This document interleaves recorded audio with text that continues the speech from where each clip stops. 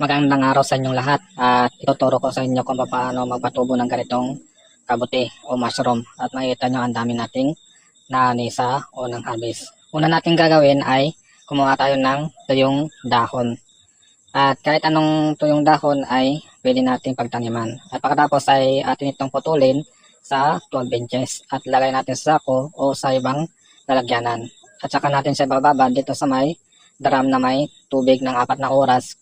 At kung kundi lang naman yung bababa natin, pwede naman sa batya. Pagkatapos natin mababad ng 4 na oras o 5 oras ay atin tong patitiktikan at mag-prepare naman tayo ng ating pagtataniman sa malilim na lugar. At ang kapal ng isang layer nito ay 4 inches at ang paglagay ng binhi ng kabuting saging ay sa gilid-gilid lamang. Maglagay rin tayo ng triple 14 na organic na abono at lagyan din natin ng dahon ng madre cacao sa gitna para sa ganun ay mayroong pangpainit sa ating tanim na kabuting saging.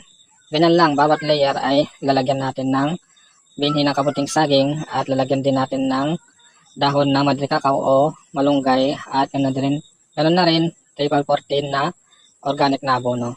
Kung wala naman ay pwede naman yung ibang triple 14 pero konti lamang yung ilalagay ninyo para hindi sa ganun ay hindi mamatay yung mga amag. Pagkatapos ay atin siya pasisingawin sa ika 7 days. Pag nakita nyo ganito na may mga amag na, takpan natin ulit pag napasingaw natin ng 15 or 20 minutes.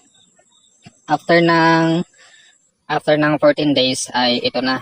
Makikita ninyo na ganito na yung itsura niya. Yan yung makikita ninyo. At pag ganyan na yung nakita ninyo na itsura, pwede nang i-harvest. Ang pag-harvest ay yung plastic, iangat nyo lang yung plastic, tapos kunin niyo yung mga pwede nang i-harvest. Paano natin malalaman kung pwede nang i-harvest ang isang mushroom na ating patubo?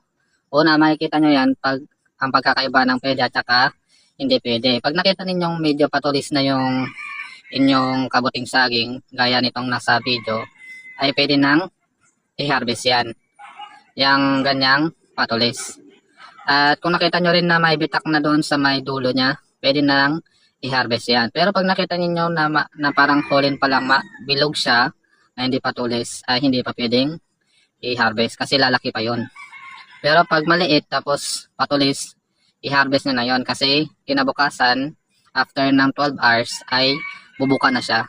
Kasi yung ganitong mga kaliliit o yung ganito yung hindi pa bumuka, mas mahal yung presyo niya kaysa sa bumuka at mas masarap yung kanyang texture pag ganito yung kanyang itsura. Kung pangkain-kain naman, pwede naman ninyo yan na yung medyo palabasin yung tangkay niya, pabukayin ng konti, hindi naman yung nakabuka na siya, yung parang usbong pa lang. Masarap din yung ganong paglaki ng mushroom, yung ganong mga size niya, yung palabas pa lang yung mga yung parang umbrella niya, ganon pangkain-kain. Pero pag pangbenta ay mas maganda pag ganito yung itsura niya yung haharvestin ninyo. Kasi yan yung kadalasan, karamihan na binibili. Ayan. At dito ay nakapag-harvest tayo ng ilang kilo sa unang harvest natin.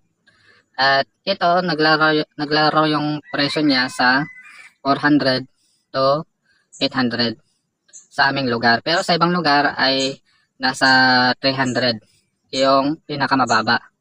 At depende na sa inyong lugar kung magkano yung presyo. Pero ganun yung naglalaro yung presyo niya. At dito pala sa aking ginawang patubuan ng kabuting saging, ang aking nagamit na binhi ay nasa 3 piraso lamang. At ito ay nasa 2 meters na yung kanyang haba. Ganyan. Nasa 2 meters mahigit. Ganyan. At pagkatapos ninyong ma-harvest, yung mga pwede ay takpan nyo muli ng plastic kasi kinabukasan ay mayroon na namang tutubo. Ang pag-harvest, ganyan lang. Yung iangat nyo lang yung plastic, tapos ikot-ikot nyo yung mushroom para hindi may sama yung hindi pa pwedeng i-harvest. Kasi lalaki pa yon yung mga maliliit. Katulad yan mga yan, lalaki pa yan mga yan kinabukasan. Kaya hindi natin yan i-harvest. kinabukasan na natin yan i-harvest pag ganyan yung kanyang itsura. At sa pagpapatubo ay doon kayo sa hindi naarawan. Kung naarawan naman, maglagay kayo ng mga katulad ng yung mga dahon ng saging o kaya dahon ng nyog o kaya yung makakapal yung dahon, parang yung tawag namin sa amin ay yung silag, yung parang dahon din ng nyog na makapal. Ayan yung ginagawang kubo, ganon. Yan yung ilagay ninyo. Para sa ganon ay hindi siya matuyo, madry, na katulad ng nangyari sa bed kong ito. Pero marami pa rin, para maiwasan na rin yung pagtubo ng Cuprenos. Yung sobrang init kasi, namamatay yung mga malilit na mushroom o yung amag. Pag yan ay nasikatan, mamamatay yan o hindi magtutuloy yung kanyang paglaki at ang tutubo ay maraming Cuprenos. Kaya iwasan natin yung ganong matamaan ng sunlight yung ating patubuan ng kabuting saging. Para sa ganon ay marami kayong ma-harvest. Ganyan o, ang dami kong na-harvest. Ayan o, makikita ninyo, di ba? Ganyan lang yung pag-harvest ng kabuting saging. At mayroon na namang aani tayo kinabukasan. At ito yung unang harvest pa lang namin. Ayan. At kasama ko pala yung aking asawa na nag-harvest sa mushroom na ito. Ganyan lang yung pag-harvest ninyo. At ito yung kinabukasan na ngayon. Ayan. Pangalawang harvest, makikita ninyo na napakarami pa rin yung tumubo. Ganyan. Yan yung makikita ninyo. Ito yung pangalawa nating harvestin sa araw na ito. At makikita ninyo yung ito yung mga natira na hindi natin napansin kahapon na bumuka na ngayon. Ayan o. Ganyan yung mangyayari pag hindi nyo na-harvest yung mga patulis na mushroom. Kinabukasan ay ano na siya, bubuka na siya, nakatulad nito.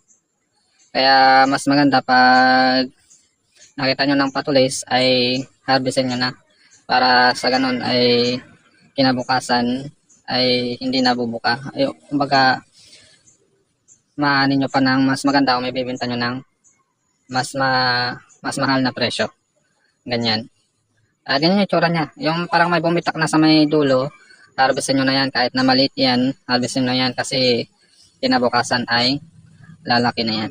At sa pangalawa, napakarami na naman tayong na-harvest na kabuting saging. Napakarami pa rin. At makikita ninyo itong mga inaani ko. Yan o, marami pa rin akong nakuha. At ito pala ay ibibenta natin doon sa mga kumuha. Ganyan. Ayan o, ganyan lang yung pag-alis ng kabuting saging. Ganyan, yan yung sinasabi ko sa inyo, yung parang palabas pa lang yung tangkay niya, pwede yung ganon. Yung harvestin nyo, masarap pa rin pag ganong size. Ganyan na yung medyo patulis na hindi na siya bilog. Harvestin nyo na yan. At makikita nyo, marami pa rin tayong na-harvest sa pangalawa. Yan o. Ganyan lamang yung pag-harvest. At kung gusto mo naman ng ganito, ay i-PM nyo lang ako para sa ganon ay makakuha rin kayo ng binhi. Gumagawa rin para ako ng binhi ng kabuting saging. Kung gusto mo magtanim, pang kain-kain lamang o pang negosyo na katulad ko, ay mayroon tayong binhi na ginagawa. Ano, ang dami o makikita ninyo. Kahit na naanay, pero marami pa ring tumubo. Ganyan. Basta iwasan nyo lang yung mainitan siya ng direct sunlight. Kasi pag direct sunlight talaga ay maliit ang tsansa na lalaki pa yung mga malilit na kabuting saging. Pero pag hindi na arawan ay mas malaki yung tsansa na mabuhay yung mushroom. Ganyan. Yan yung makikita ninyo. At napakarami pa rin yung naani natin. Hindi ko na rin para na-videohan yung iba ko pang pagka-harvest dahil nga sa sobra nating busy. At pagkatapos natin siyang lilinisan din natin yan pag ibibenta nyo. Alisin nyo lamang yung sa may dulo niya, yung kumapit na dahon, ganun. pwede nang ibenta yan. At ito na yung pang-apat. Ayan. Pang-apat na nating harvest.